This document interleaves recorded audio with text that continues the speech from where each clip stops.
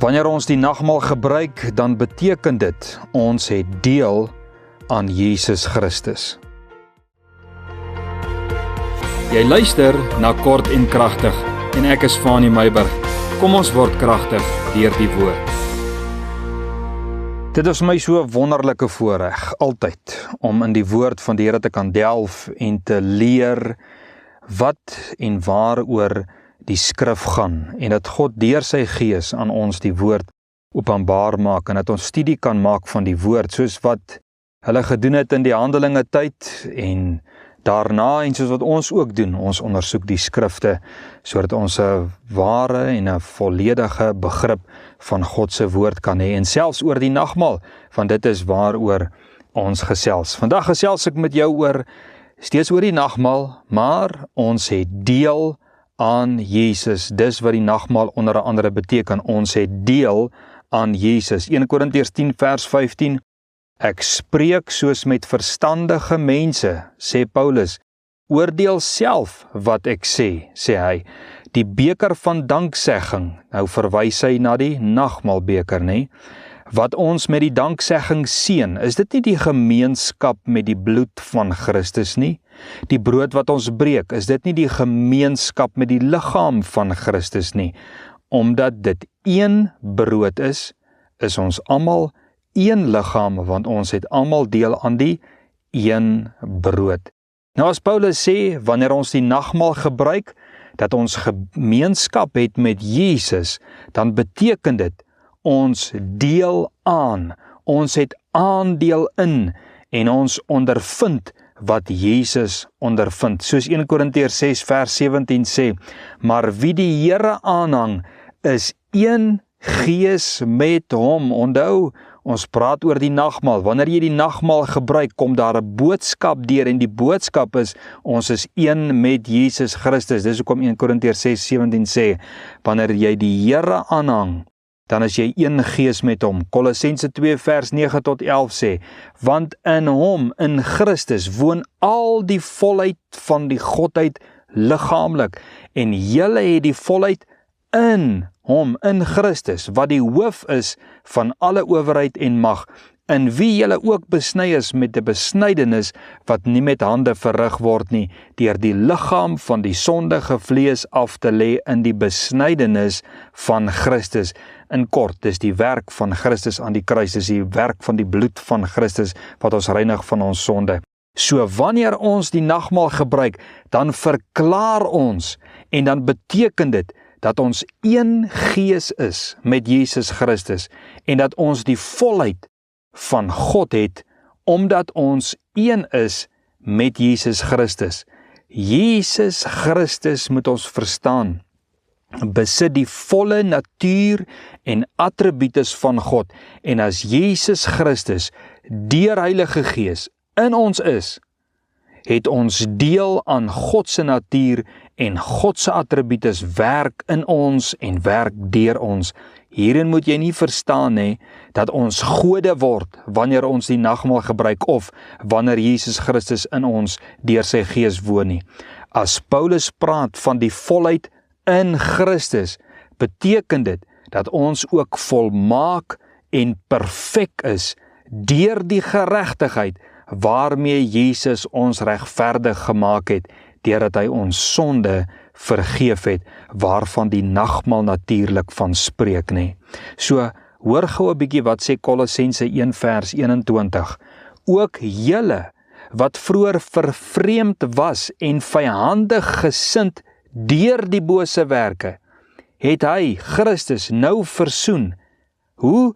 In die liggaam van sy vlees deur die dood, om julle heilig en sonder gebrek en onberispelik voor hom te stel. Ons is werklik een met Jesus Christus, deurdat ons die nagmaal gebruik en daarin glo.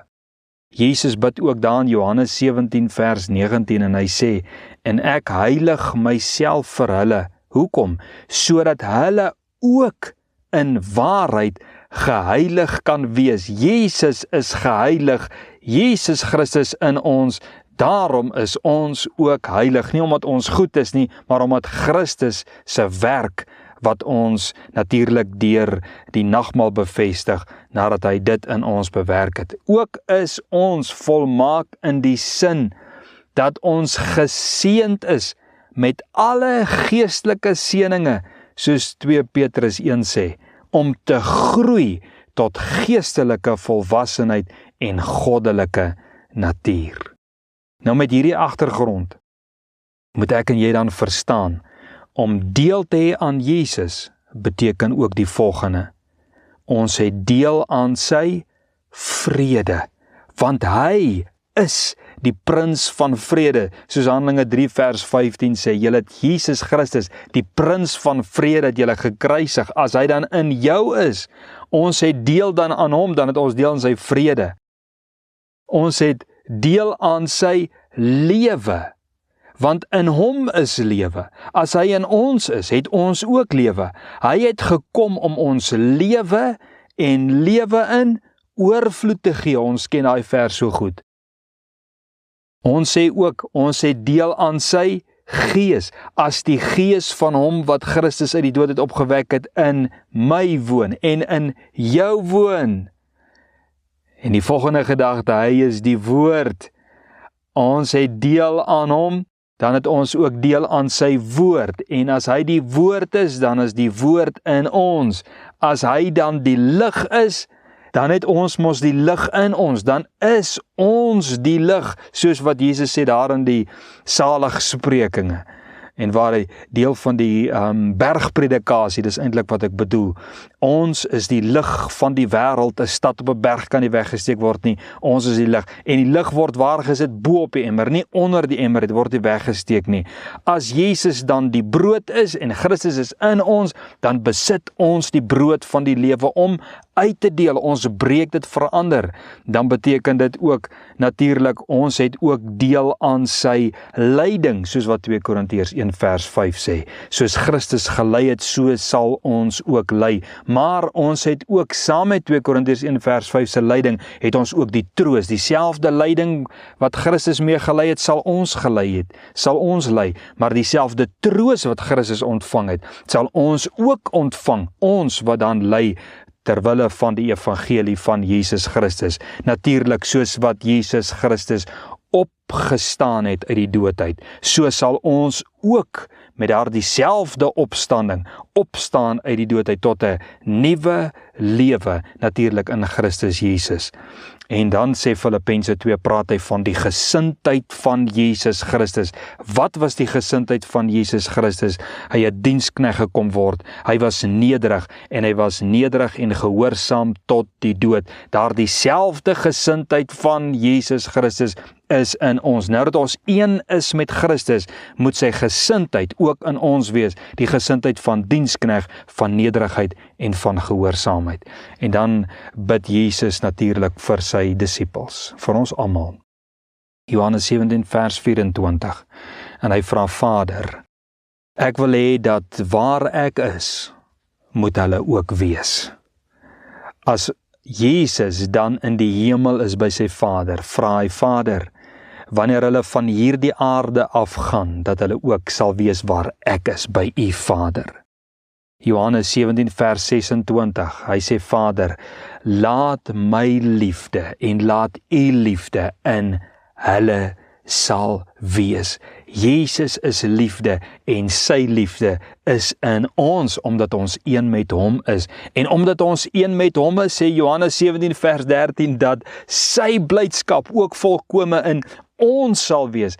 Jesus se blydskap in ons sal wees. En natuurlik Johannes 17 vers 18, Vader, soos u my gestuur het in die wêreld in, Here, so stuur ek hulle ook, omdat ons een met Christus is, word ons ook gestuur. Dit alles word uitgebeeld deur die nagmaal. Ons is een met Jesus Christus.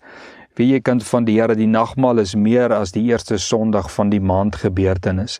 Die nagmaal is 'n verklaring, dis 'n viering, dis 'n heilige oomblik, dis 'n oomblik ter viering aan ons eenwording met Jesus Christus.